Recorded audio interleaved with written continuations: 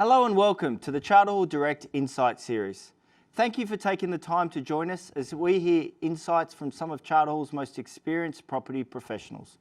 For those that don't know me, my name is Steve Bennett and I head up the direct business at Charter Hall. I'll be both your moderator today as well as having the pleasure of being one of the presenters to give an update on the unlisted suite of funds. Joining me today will be two other speakers, Phil Schretzmeyer, who heads up our Treasury and Finance Division, as well as Margot Black, Head of Environment and Community. I'd also like to highlight today, before we hear from any of the speakers, that the aim of this series is to educate and provide information to you. We are not providing financial advice, and if there are products or funds that are of interest to you, we always encourage people to contact their financial advisor and to read the offer documents in full. There will be the opportunity to ask questions during today's session. We will save them all up and cover them at the end. But I do just want to highlight to people that due to the number attending this webinar and the time constraints, we won't be able to cover them all off. But if you are willing to provide your email address or phone number, myself or someone from the team will make sure we answer anything that isn't covered in today's session offline. Now I'd like to introduce our first speaker, Phil Schretzmeyer, who is the Head of Treasury and Group Planning at Charter Hall. Phil is responsible for the entire debt book that supports Charter Hall's $40 billion of assets under management.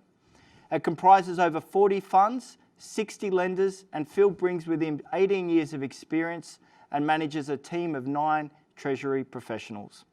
Having people that are experts in their field enables the fund managers and the asset managers to focus on other areas, and we leverage off the expertise that Phil and his team brings. Please welcome Phil Schretzmeyer.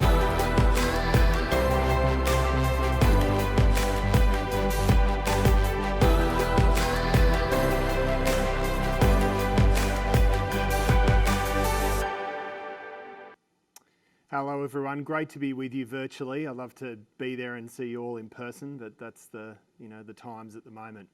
So what I'm looking to do today is to give you a bit of an update and a bit of a snapshot on the Charter Hall Direct Debt Book and the Charter Hall Debt Book as well, and also to give you a market update. So just a bit of a sense about how markets are operating in the current, what is quite an uncertain environment. So firstly, I'm going to talk about the Charter Hall Group debt platform. So what you can see on the slide here is a snapshot of the debt metrics as at 31 December. We haven't reported our results for June 20, so more information to come, but at least this gives you a sense of the size of what we do and the scale of the business. So the debt book that we manage is around $16 billion. We're very active. As Steve mentioned, we have around 9 people in the team, all dedicated Treasury professionals with lots of years of experience. And we're always active refinancing our facilities well ahead of maturity. So we did $6.4 billion of refinancing activity in the first half of the financial year. And then when we report our results, you'll see there's actually quite a bit more that we've done during the course of the financial year. We have a weighted average debt maturity across the business of 4.5 years. And we're always actively working our debt book and actively managing the positions. We've got over 60 lenders, as Steve also mentioned. So a very broad and deep relationship across the bank debt and capital markets. So I thought I'd start by just going through the key credit metrics, just to give you a bit of a sense about what banks look for when they're assessing credit risk. And they're similar metrics to what you would see and the things that you use to assess whether you'd make a fund investment or not. So we're looking for a strong tenant counterparty, we're looking for long lease terms in an ideal world, non-discretionary and resilient tenants and sectors, high quality buildings and fit out, and a high underlying land value. So these are all the things that banks do when they're assessing risk and they're thinking about whether to actually lend to a fund. And fortunately for us, and we've got it, the business in a great position, the Charter Hall Direct business ticks all of these boxes. So then I thought I'd go through and just give you a bit of a snapshot about how debt pricing works and the build-up of how you get to the cost of our debt. So bank debt pricing to start with is equal to the margin that you pay on the underlying loan plus the interest rate. So this slide we're talking about the margin. So what we've shown is the factors that drive bank margins. So you've got the bank's cost of funding and also the risk weighting of the assets. What we've shown on this slide in terms of the bank's cost of funding is the wholesale funding costs of the banks, just to give you a snapshot over time as to how they've changed. So what you can see is they've actually been trending downwards as a general rule, albeit we did actually have a spike in the last few months, which was as a result of COVID. It has trended back down again, which is a good sign for us because those funding costs ultimately get passed through to a borrower. The other thing is the cost of deposits. So I know as retail investors, you'd see this pretty regularly, the cost of term deposits and the fact that the rates on term deposits have been dropping. And finally, the risk weighting of the assets. So if the bank's debt book is under stress, so if there's issues related to their credit, then ultimately they'll have to hold more capital against those assets, and the risk weighting of those assets will ultimately impact the price that the bank's able to pass on borrowings to a fund. Now I've stepped out and just shown you interest rates and what's happened with the underlying interest rate market over the last 3 years. So you can see that we've been on generally a downward trajectory. That's been primarily, if you take the last few months out of the equation, that's been primarily because unemployment rate hasn't moved terribly much, so it's been a little stagnant. It was around the 6% level, got down to the mid-5s for a little while, and the inflation was at or below the RBA target. In the last few months, you've actually seen the RBA move very swiftly. That's been alongside the US Federal Reserve as well, and cut rates to 25 basis points. The RBA has also said that they're actively intervening in the bond market, particularly in the 3-year part of the curve, to maintain interest rates at 25 basis points. So we're not going to give you financial advice and tell you what's going to happen with interest rates, but the swap markets, which are a predictor, that's the markets they're trying to guess or predict what is going to happen with rates. They're saying that rates aren't going to move from current levels for quite a while to come. Now, on this slide, I've set out the 4 key pillars for how we approach debt, and really what we're trying to do is ultimately to mitigate risk. And so these are the 4 key risks that we think about. So firstly, when we think about refinance risk, so this is the risk that you come up to expiry and you're not able to extend or refinance a facility. So what we do is we extend our facilities early. We're looking at our maturities 2 years in advance, sometimes more in advance of maturity, to look to extend them and make sure that we have no near-term debt maturities. We have a preference generally for longer dated debt maturities as well. Talking about concentration risk. So concentration risk is the risk that you have all of your debt maturing in any one particular year. So what we do is we stagger our maturities to make sure that we mitigate the funding risk as much as possible. And we also diversify our lending sources. So we try and access funding from multiple lenders.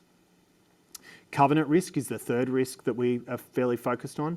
So to give you a sense, the typical covenants in a facility that we have are loan to value ratio, so the debt to the asset value, and then ICR, which is the amount of income generated by the property compared to the interest expense that you're paying on the loan.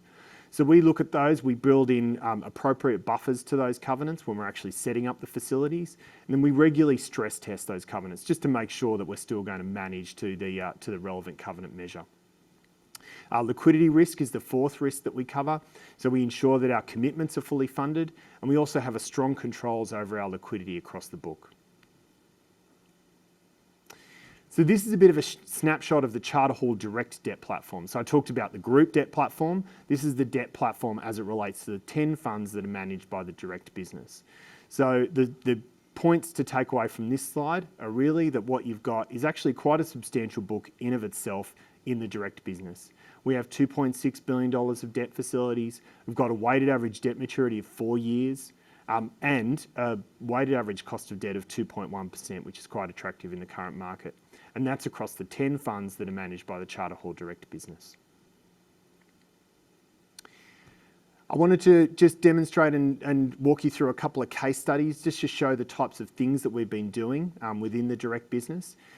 So we thought the Charter Hall Direct Office Fund was actually a great example of the proactive refinancing that we were doing. So in the case of the Direct Office Fund, we increased the facility limits, we extended the term, we added a new lender, and we reduced the cost. So essentially pretty important 4 key pillars that we're able to achieve there. And important to note that we did that during March, which was actually when the pandemic was building up particular head of steam at that time. So just to run through the numbers, we increased the facility from $1 billion to $1.15 billion.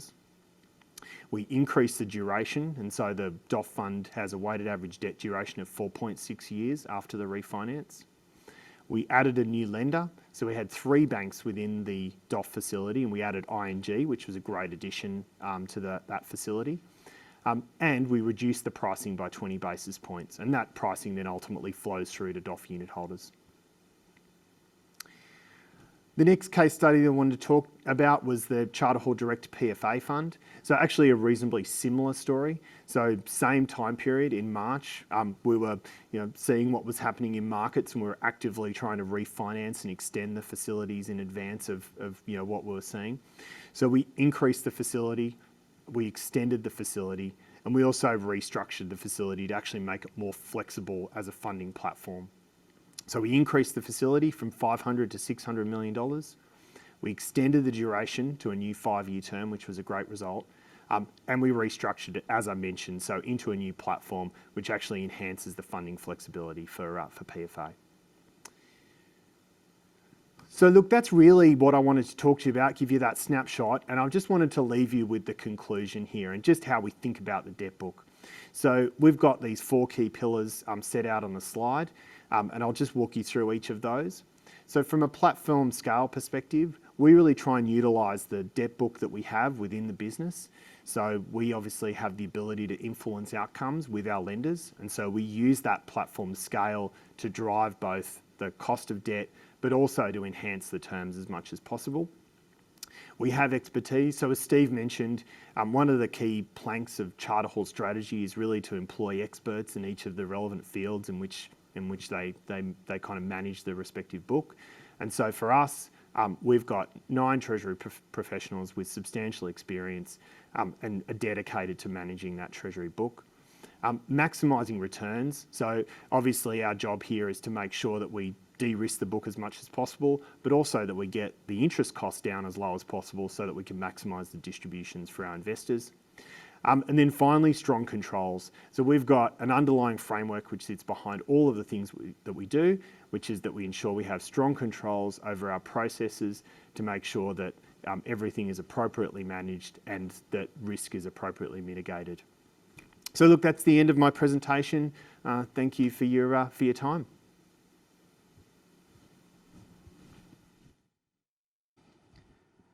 Thank you for that, Phil. And what you heard from Phil can probably be summed up into 2 things. Not only is the financial structure important to the returns, which as he demonstrated with the direct office fund refinance lowered the cost, but it's also a key plank of our risk management process at Charter Hall. I'd now like to introduce our second speaker for today, Margot Black. Margot heads up the sustainability and community area of Charter Hall, working across all property sectors to create positive environmental and social outcomes for our communities. With over 30 years' experience, Margot brings not only a huge amount of knowledge to this area, but a burning passion, which is very important. Please welcome Margot Black.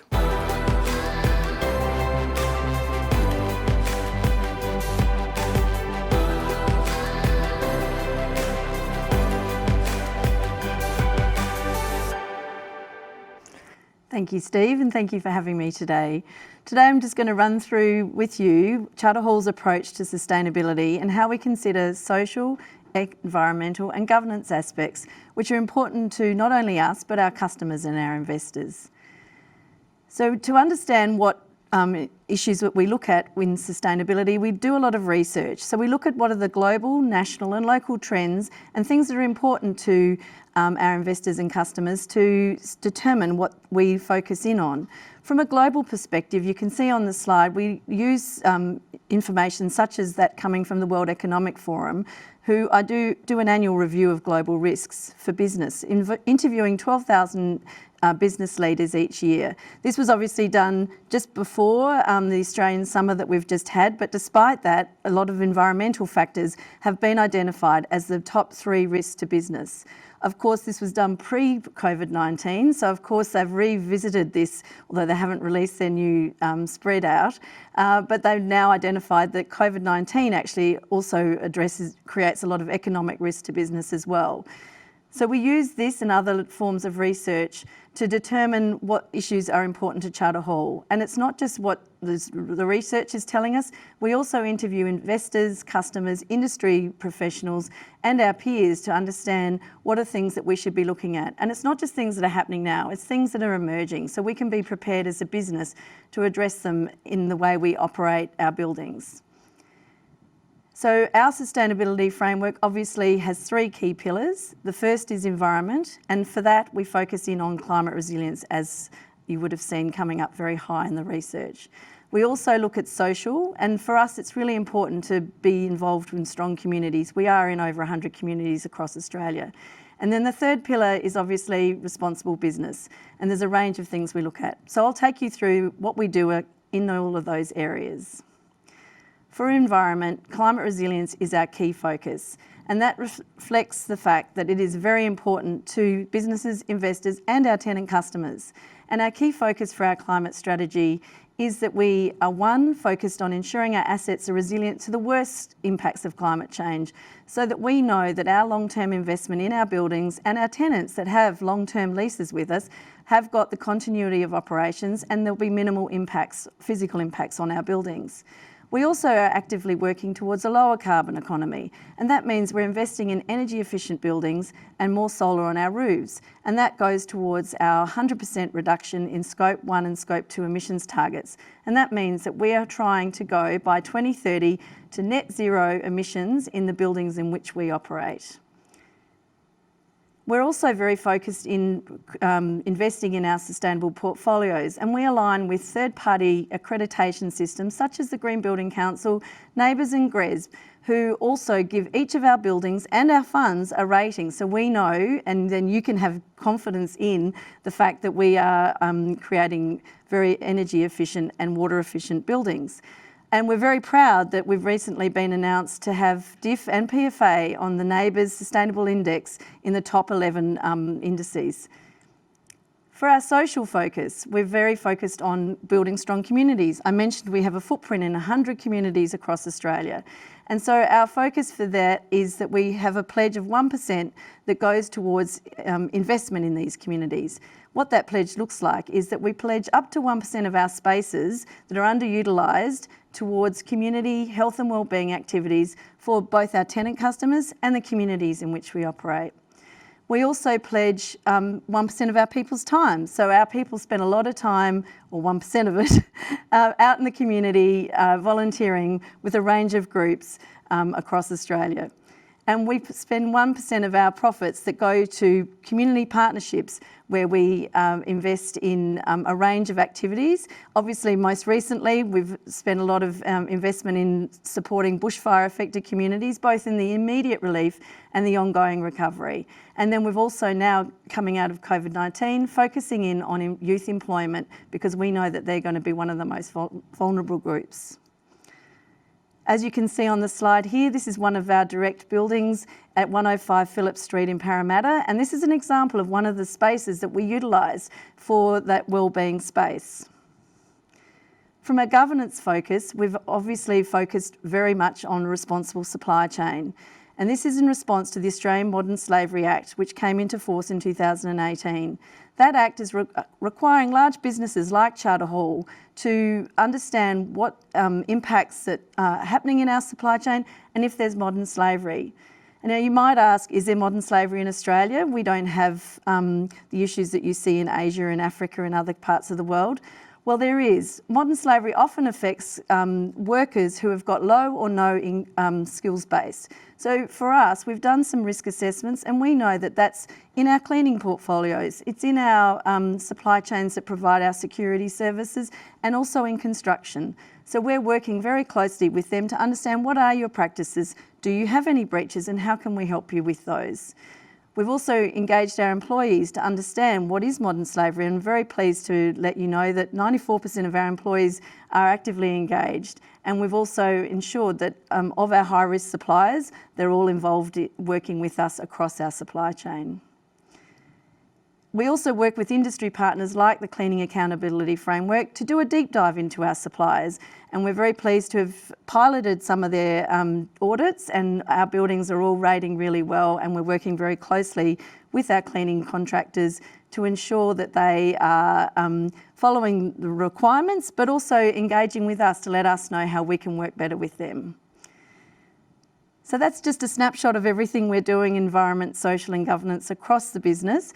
And we also ensure that we keep that up to date annually. We do annual reviews of what the global and national and local trends are, and we update our framework every year. Thank you.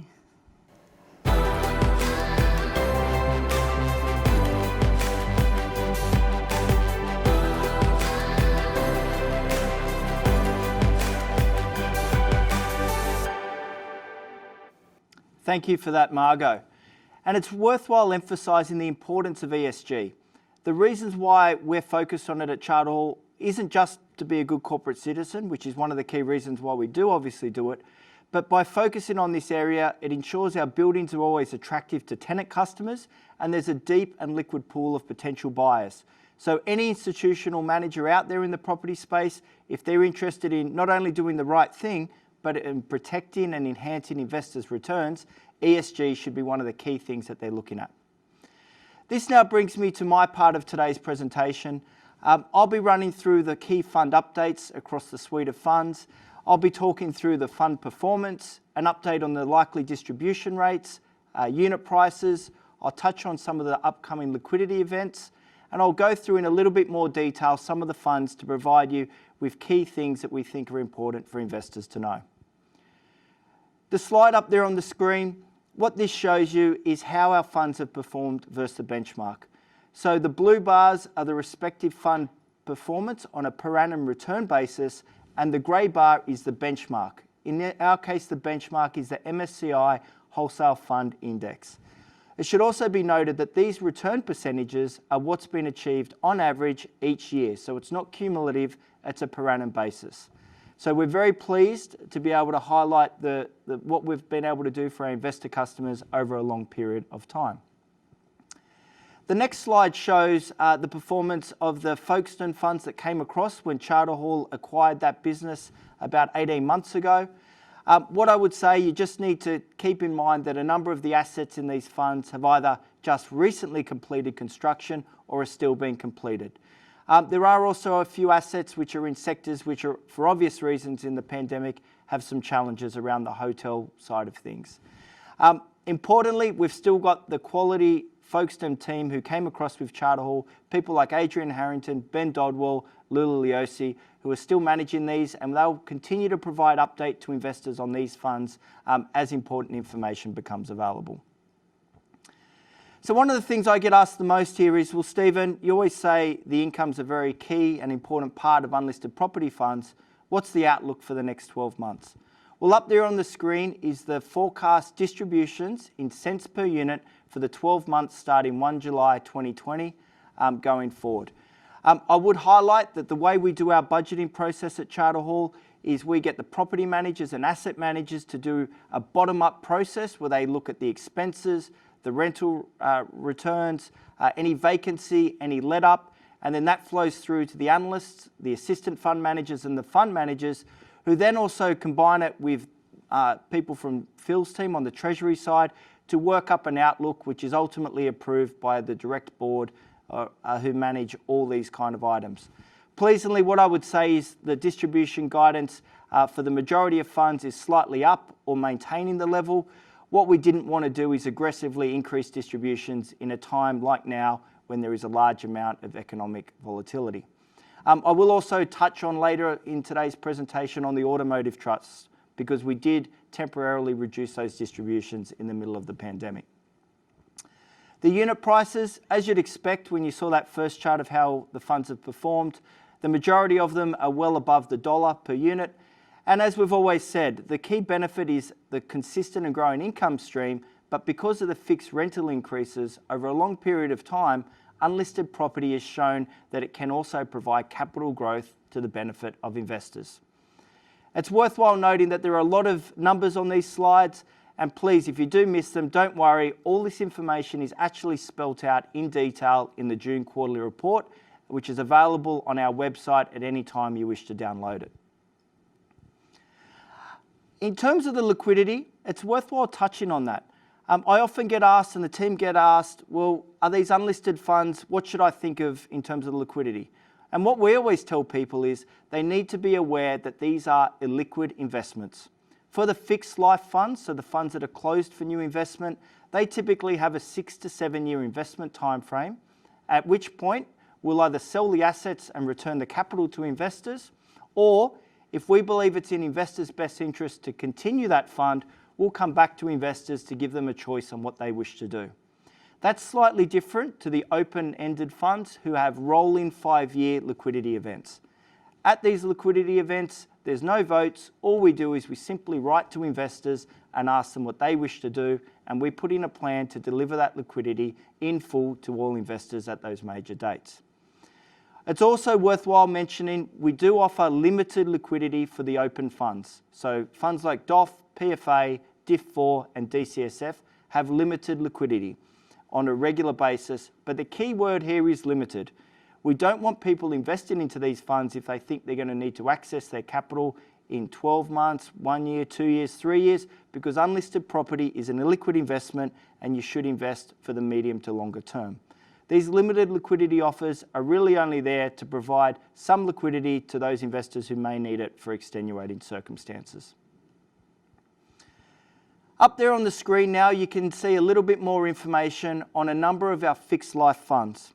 So the characteristics of these fixed life funds are we raise the capital, we buy the assets, we close them, we then manage the assets to maximise the value for investors, and then we hit a major liquidity event where we'll either sell the assets or come back to investors and ask them what they want to do. The first two funds there, DIF2 and DIF3, in our industrial fund series, both have occupancy levels of 100% and both have WALEs. So remember, WALE is weighted average lease expiry of over 12 years. If you think about DIF2's been running now for 7 years and DIF3 6 years, it's quite an achievement to have the weighted average lease expiry so long. It's not an accident that this happened, and I can assure you the industrial and asset management and the direct team have worked extremely hard to actively engage with our tenant customers to not only deliver what they want and what they need to in order to stay at our premises, but we've extracted longer term leases which provide greater income certainty to our investor base. In terms of the BW Trust, that comprises of 4 Bunnings facilities.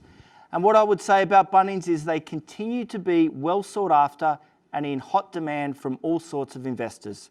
So whether it's a high net wealth investor, syndicators or institutional managers like Charter Hall, and in fact, we're the second largest owner of Bunnings in the country, these type of properties have many attributes that are attractive to people to buy.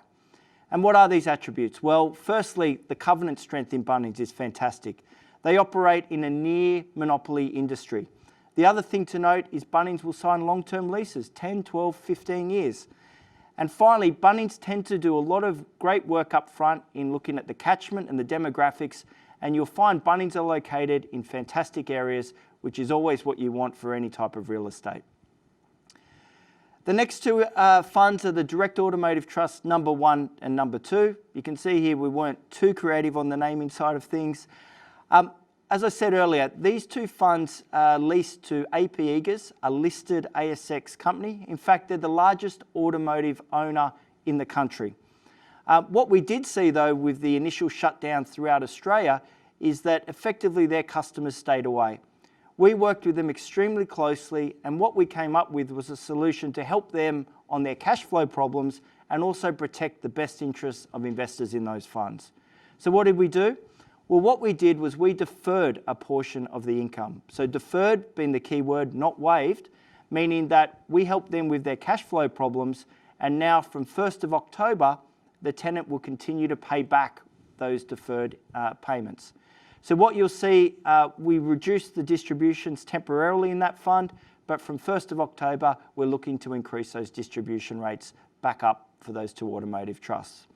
Importantly, AP Eagers have continued to go through the cycle, and based on their market capitalisation, remember they're an ASX listed company, they're valued at $1.9 billion of market capitalisation. This now brings me to our newest fund, the Wholesale Property Series Number 1, or WPS1. We love our acronyms in property, and it does make things a bit simpler and shorter. There's a couple of things that I'd encourage you all to be aware of. Firstly, this fund is only available to sophisticated and wholesale clients as defined by the corporations law. It has a very high minimum investment amount of $250,000. But why did we do this fund? Well, we believe this provides access to some of Charter Hall's best investment ideas. This fund will invest into wholesale funds managed by Charter Hall, as well as investment partnerships which are supported by some of the biggest real estate investors in the country. So what we've done here is we've made available to our high net wealth clients funds which, in the case of wholesale funds, you usually need $10 million as a minimum investment, or for the partnership funds, $100 million plus, but we've made them accessible to clients of ours by bringing down the entry point. Importantly, and you'll see with all these upcoming slides, the tenant quality is a key focus of everything we do at Charter Hall. The top tenant there being Bunnings, Woolworths, Government, Coles and Inghams, the 5 tenants comprising 37% of the net income. I'm sure some of you may have questions around any rent relief that we've had to give, and what I would say here is rent relief only applies if the tenant's a small or medium enterprise. If you're a large corporate or a government entity, the code doesn't apply and they've got strong balance sheets, meaning that they've continued to pay the rent and going through all this economic volatility. The Direct Office Fund, well, this is the fund that's been going for a long time. It's $2.3 billion. In effect, it's our flagship fund. And what you'll see with our office funds is we focus on very high levels of occupancy, long-term leases, so in the case of DOF, an average weighted lease expiry of 8.1 years.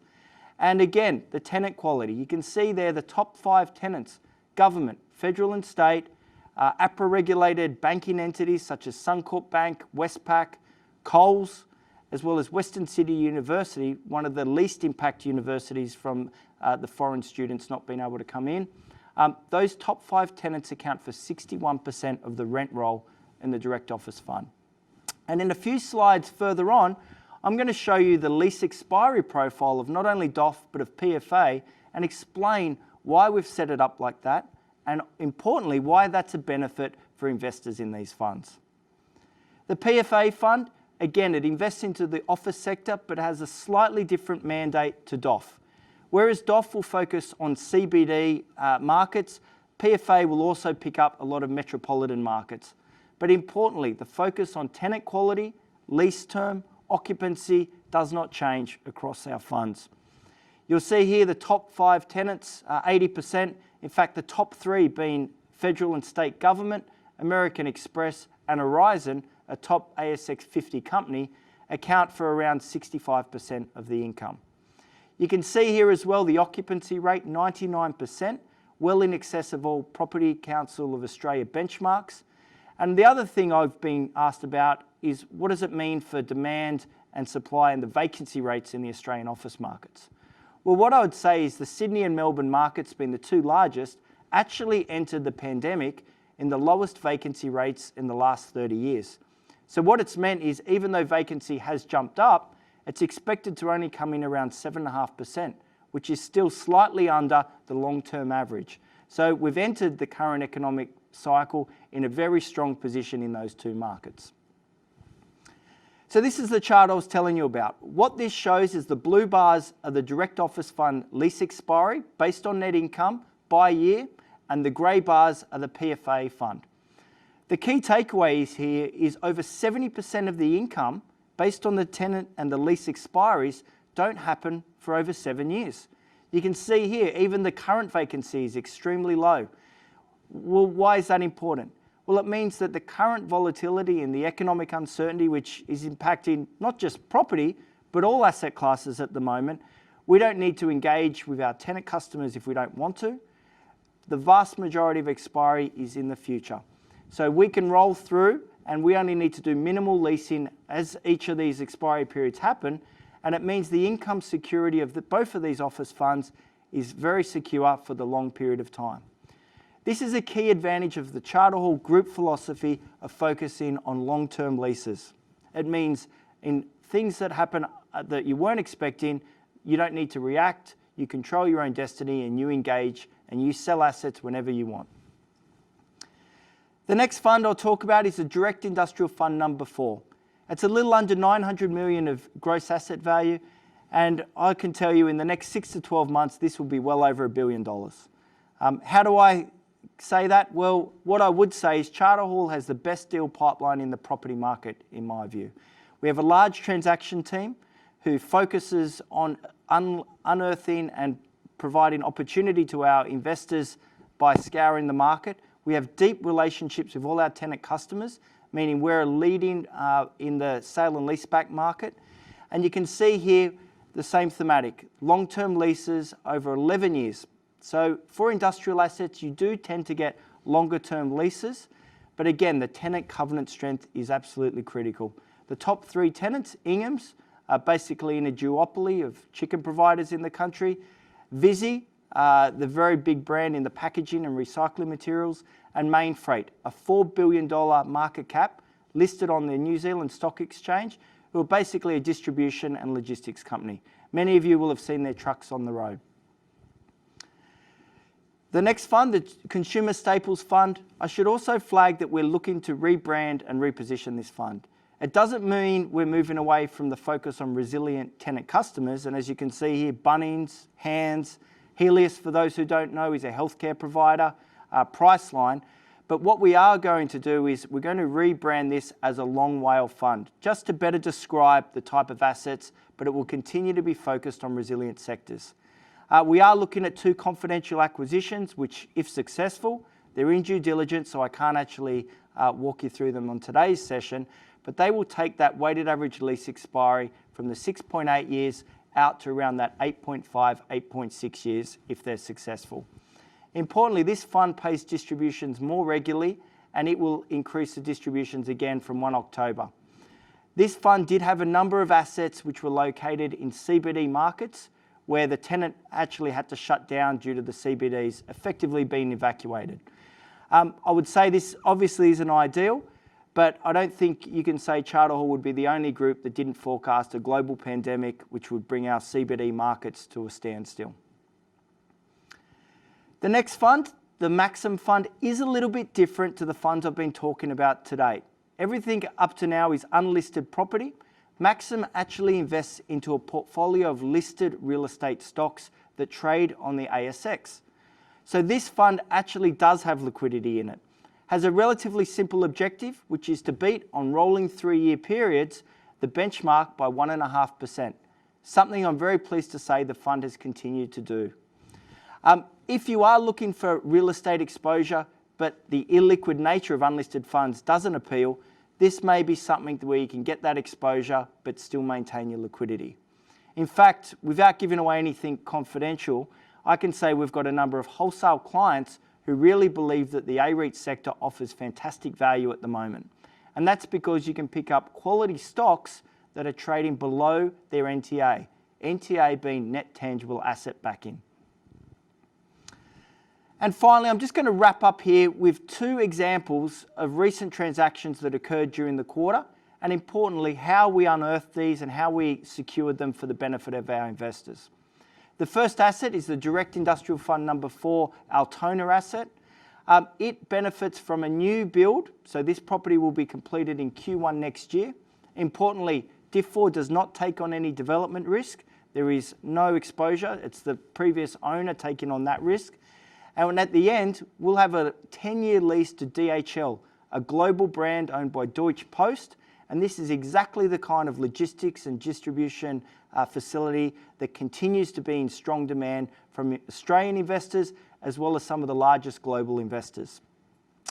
PFA made an acquisition out at Westmead in the healthcare and medical hub. That property benefits from a 10.4-year average lease term, will be 100% occupied on completion, and has the anchor tenants being the Western Sydney University as well as the CSIRO Government Scientific Research Centre. How did we unearth this one? Well, through other opportunities. So Direct Office Fund has a Parramatta asset leased to Western Sydney University. Western Sydney Uni had this land and they wanted to engage with parties that they know they can work with, and they approached us, and through the collaboration with that key tenant customer, we've been able to work with them and build a new building which benefits from lower capital expenditure, long-term leases, and some fantastic tenant covenants. I've now just put up here on the slides the key team members, the investor relations team from the Direct business. Their contact details are there. I know I've gone through a lot of information. We've got many funds and limited time. So if there is something I haven't covered off or you'd like to speak to someone on to get more information, please do reach out. We've also put up there the boardroom, so our registry provider who can provide you with your statements as well and any holding information you need, as well as our general contact hotline. And I do want to stress, if anything we've talked about is of interest, particularly the open funds, always do read the offer document, so the product disclosure statement or the information memorandum, and wherever possible, please do consult your financial advisor. That brings me to the end of my part of today's session. I'll now welcome back to the stage Phil and Margot, and we're going to open it up and spend the next 10 to 12 minutes and cover as many of the questions as we possibly can.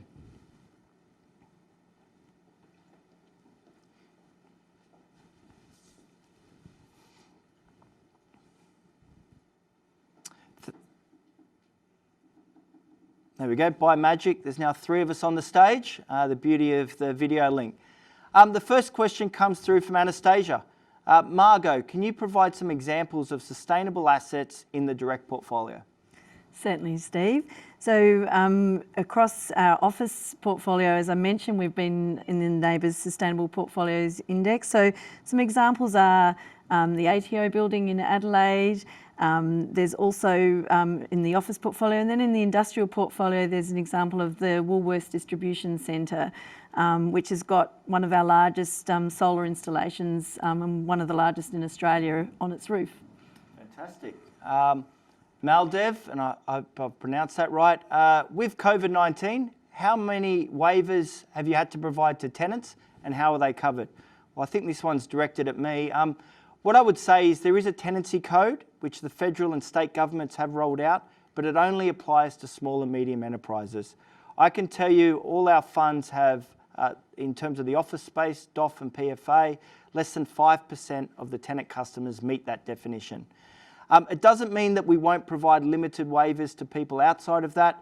Ultimately, what you want to do coming through this pandemic is have viable tenants who continue to occupy your building and pay the rent. So what I would say, other than a few assets which completely shut down in the middle of the pandemic, we've had very little impact, and the only 3 funds which have reduced distributions temporarily are the 2 automotive trusts, which I did speak about, as well as the Consumer Staples Fund, which had a number of food providers in central CBD markets which simply couldn't operate. The next question from Jeff. What was the group's experience in the GFC, and was it able to renegotiate debt facilities as required? I think that one's for you, Phil. Yes, thank you, Steve. Look, I'm really proud of how we operated during the GFC because as a business, we worked with our lenders. We sat down at the table and talked through, what might have been tough issues at the time. And we had constructive conversations and we were able to renegotiate and essentially refinance and extend really all of our facilities during that period. So, and that just stands us in good stead if there is a tough time in the future because of the actions that we undertook during that period. And I'd also say I think it's a credit to Phil and his team, the proactive approach. What you heard earlier around the DOF and PFA refinances, Phil was very quick to highlight the potential tightening in the credit markets. And so we moved extremely quickly to extend those debt facilities. And I've had other fund managers ring up and say, how the hell did you decrease your margin and extend your loan terms in the middle of a pandemic? And it's because we were well prepared and we moved quicker than most. The next question comes through from Mark. I think this one's for you, Margot. Are tenants interested in environmental credentials of a building? Yes, they are, Steve. I mentioned the ATO building in Adelaide. That's a government tenant and they've got minimum requirements for us in terms of energy efficiency and operational performance. And that building is a 5.5 star NABERS energy rated building. So we ensure that if we have a minimum benchmark for ourselves, but then some of our tenants push us beyond our 5-star benchmark to ensure that we get to meet their needs as well. And what I would say is that trend has only really strengthened over the last 5 to 10 years. When I started at Charter Hall back in March 2010, some of the tenant customers had goals that they wanted to be in buildings with certain NABERS ratings and minimum ratings. What I would say is that that's transitioned more to hard targets.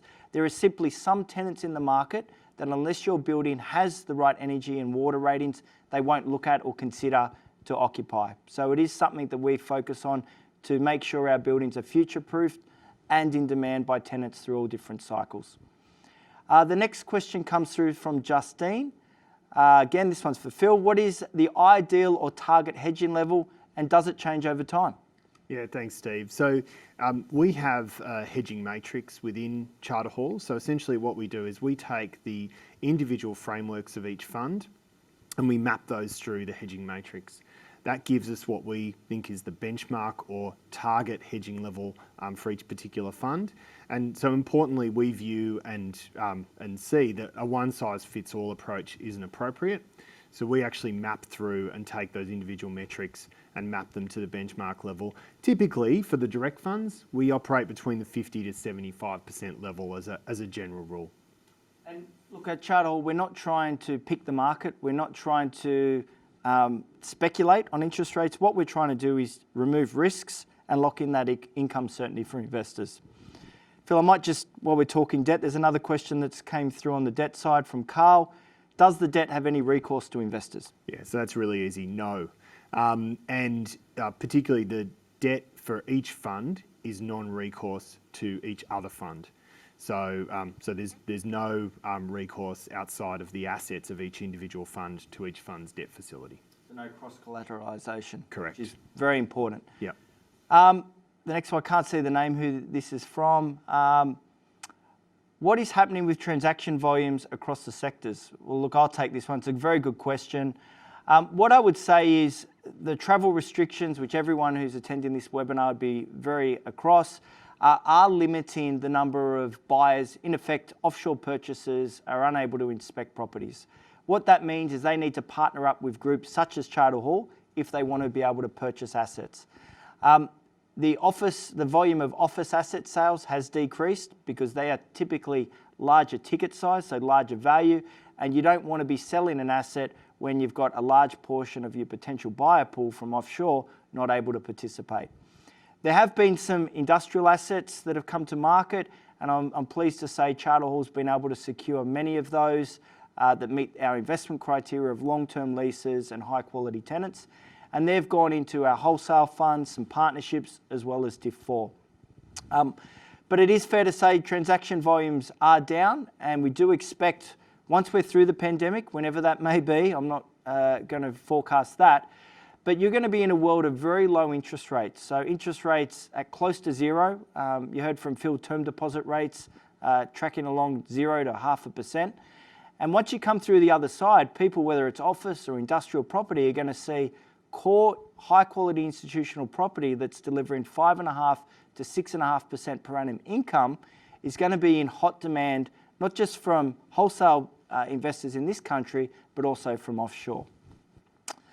A question from Rebecca, and it's a good one. I said earlier we love our acronyms, but Margot, just for everyone's benefit, ESG stands for again? Environment, social and governance. And does it apply to industrial property? Absolutely, Steve. Yes, it does. So from the environmental perspective, obviously we've been working with a lot of our tenants to reduce their energy costs. So we've been investing in a lot of solar in partnership with them. And particularly for the building I mentioned before, the Woolworths Distribution Centre, that is an automated building. So of course the energy cost for that is a lot higher than a normal industrial building. We've also been providing rainwater efficiency programs with our industrial buildings as well, so that they recycle the water from the roofs of the sheds into the landscaping surrounding.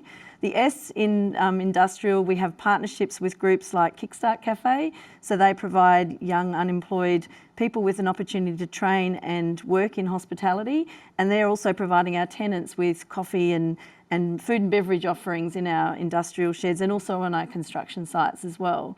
So, and of course, all the Charter Hall governance approach goes across all of our properties. Okay, thank you. Next question from Will. Can you provide some outlook to the potential structural changes to office? In fact, that's such a good question. It was our feature article in the June quarterly report. What I would encourage people to do is to separate some of the short-term changes for what's going to drive the market in the medium to long term. Do I think working from home will increase once we're even through the cycle? Absolutely. But do I think that will have a fundamental change on companies saying, you know what, we don't need an office space anymore, we're going to go completely remotely? My view is very strongly no. The companies that are working from home at the moment are doing so mostly successfully, but they're actually dining off the culture, the corporate culture that's been developed and the relationships that are being curated over a long period of time. It's very difficult to launch a new business if you're not around your team. And the other key thing I'd highlight is the risk side of things. It's very hard to manage risks when you're all in different locations. You don't have that hearing about different opportunities and making sure everyone's across things. And finally, on the office side, the trend over the last 20 years has been for the office densities to increase. So whereas 20 years ago, we may have all had 20 square metres of office space, that's trended down, unless you're in the government, to around 12 square metres. What you're going to see is the unwinding, once you get through this, of the hot desking and the activity-based working.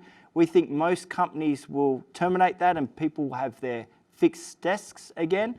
And what that will actually necessitate is that densification will start to reverse. But look, there's a lot to cover in here, and please do read that article in the June quarterly report. We thought it was very important to give a balanced view of some of the negatives and also some of the positive side. Look, probably one last question, which we'll cover off. I'll cover the last one. Sarah, are you seeing any companies undertaking interest in sustainability initiatives during the pandemic? Thanks, Sarah. I think it's really quite interesting that during the pandemic, a lot of companies haven't chosen to lose their focus on sustainability. A lot of companies have decided to actually ramp it up, and you would have heard lots of announcements by many of our tenant customers over the last few months that they're announcing that they're going to reduce their emissions, that they're going to invest in 100% renewable energy. And we've also been using the opportunity of, while they're not necessarily working in the buildings, to enable us to provide more energy efficiency in their buildings and to also work with them to understand how they need their initiatives to be done and how we can help them on their buildings. In terms of the social side of things, a lot of us are working together to support the communities that are most impacted by COVID-19. And it's interesting that there's a lot of collaboration across sectors, across industries to support the communities in which we all operate. Fantastic. And look, that brings us to our end of our Q&A session. There are still plenty of questions up on the screen there that I haven't had the time to get through. If you would like them answered offline, please do resend them with your contact details, whether it's an email address or phone number. And as I said, we'll make sure someone from the team covers it off. So look, thank you, Margot, and thank you, Phil. We really appreciate you taking the time to share your insights and to provide that education piece to our audience. So thank you very much. Thank you. That now brings me to the final closing. And what I would say here is we want to do this going forward. We have another seminar coming up in a month's time. We've got some fantastic speakers lined up for that event. We've got Natalie Devlin, who's the Chief Experience Officer at Charter Hall, who will run through how we engage with our tenant customers and why that's important from an investor point of view. And we also have Matthew Cox, who's in charge of our industrial and logistics development pipeline, who will explain not only how we manage to deliver these projects on time and on budget, but also the risk mitigation initiatives that are undertaken throughout those developments. And finally, thank you very much for taking the time to attend today's webinar. There will be a recording online, so anything you did miss. And the team will also send around a short 2-minute survey, which we would really like for you to fill out. It helps us feed into what topics are of most interest and value to you as our audience, because we want to make sure that we continue to deliver content that is both informative and useful for you. So thank you very much, and thank you for continuing to support Charter Hall.